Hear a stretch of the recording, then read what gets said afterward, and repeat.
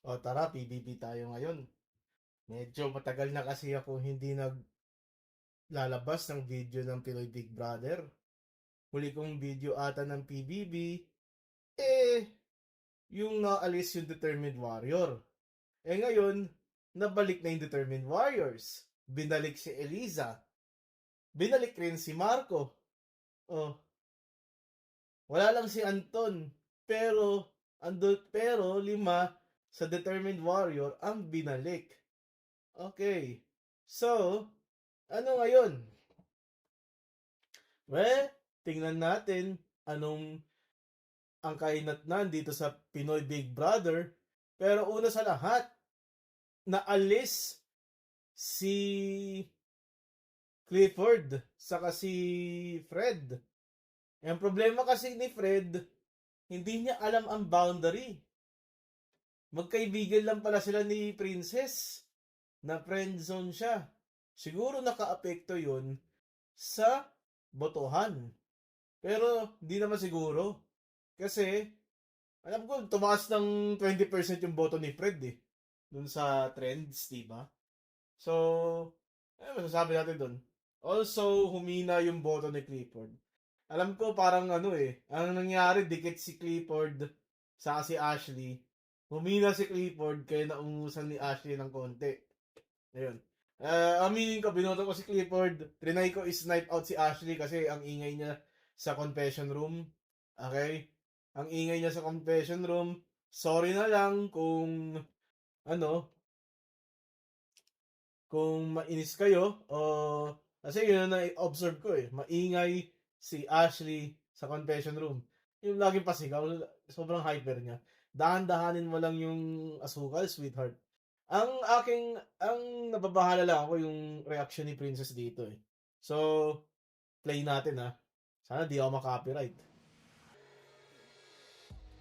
Ayun no. Ayun, parang ayaw niya eh. Pinapalayas niya si Fred eh. Ayun, pag binasa mo yung go na, go na. Bakit? Ito na yung huli yung yakapan eh. Kung magkaibigan man kayo eh. Tapos siya sabi, go, go! Para pinapalayas eh, no? Ewan ko. Malay ko. So, what is going to be the future dito sa PBB? Ba't ako na bumalik sa kapamilya? Okay. Yan. Yung natin, si Robby Domingo. Yan. Ito yung botohan eh. Ito mo, 24.17% si Clifford. Na si Ashley, 27.96. Naungusan ni Ashley si Clifford at the last second sa huling uh, huling punto ng botohan. Okay? At itong si Hit, okay? Itong si Hit, ang lakas.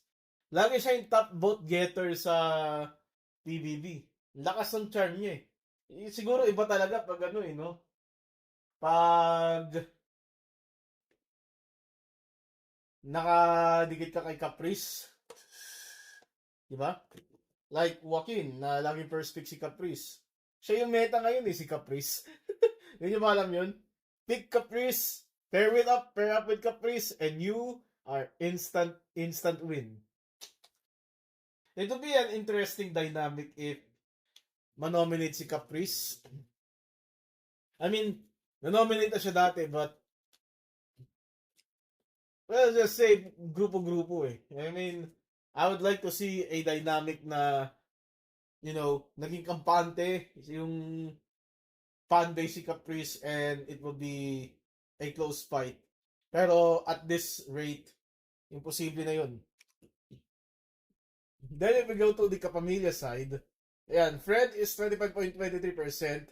Miguel and Crystal pull up ahead. Ito si Fred, 5% to eh. Mas naging 25% eh. Mas parang sumuko na lang eh. And then Crystal always the top vote getter sa Kapamilya. I am leaning towards Crystal, to be honest, sa Kapamilya. Let's see, sa mga natitira, sino ba yung mga natitira pa?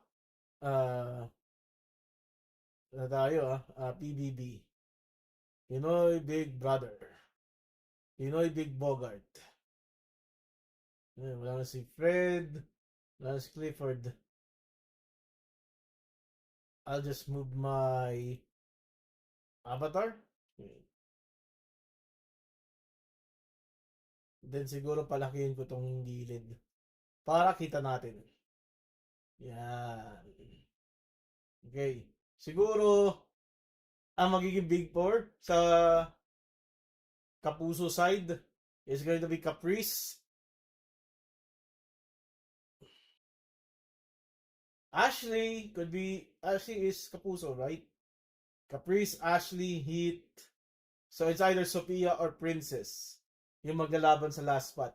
I am leaning towards Sophia. Okay? I'm leaning towards Sophia. That's gonna be the big four sa Kapuso. Caprice, Sophia, Heat, and Ashley. Then, sa Kapamilya,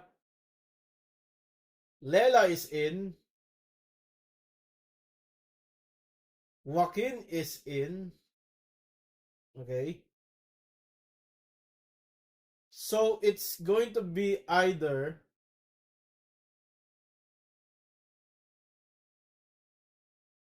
Crystal, Layla,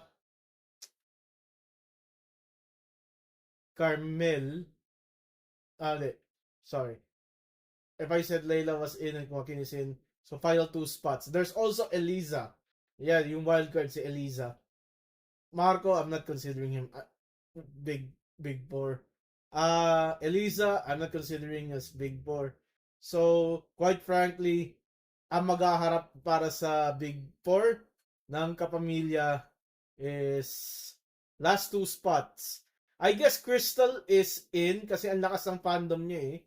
So, ang maghaharap sa last spot ay si Carmel at saka si Miguel. I'm more inclined of Miguel going into the big four. Yeah. I mean, Carmel has been staying a lot. She has staying power, but I don't see a future or a possibility that she could pull it off against Miguel or Crystal, quite frankly. Who knows? Baka mali ako.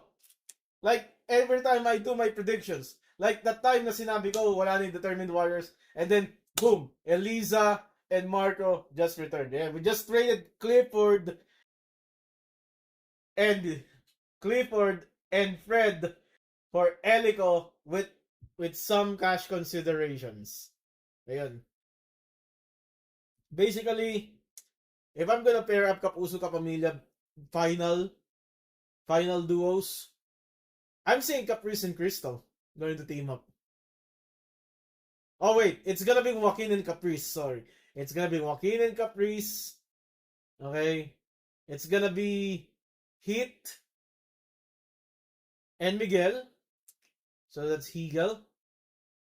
Ashley and Sophia has to either team up with Crystal and Lela. Okay. So sino man mauna sa kanila? I'm guessing it's Sophia and Lela.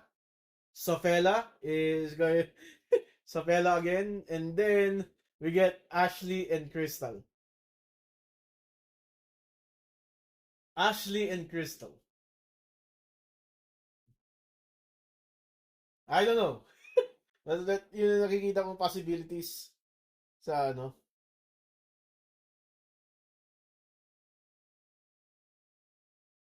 Nakikita kong possible ways of doing the big four. Nakikita ko wala, Joaquin and Caprice talaga yan. Sa hanggang dulo yan eh. Lagi niyang first pick, di ba? So it's Joaquin and Caprice, Capsapela, yeah. Hegel. Ngayon, si Carmel, may iba yung usapan dyan. Anyway, yeah, that's my thoughts around here.